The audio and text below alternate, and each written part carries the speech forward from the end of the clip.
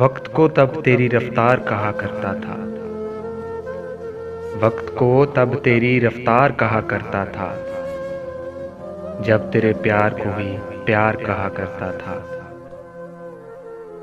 तेरे होने से समझता था कि दुनिया तुम हो। तेरे होने से समझता था कि दुनिया तुम हो। वैसे दुनिया को मैं बेकार कहा करता था।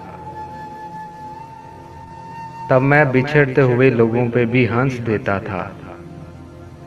तब मैं बिछड़ते हुए लोगों पे भी हंस देता था। तब मैं उनको भी गुनहगार कहा करता था।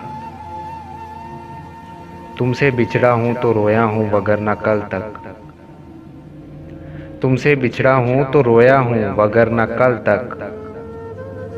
रोने वालों को भी फनकार कहा करता था।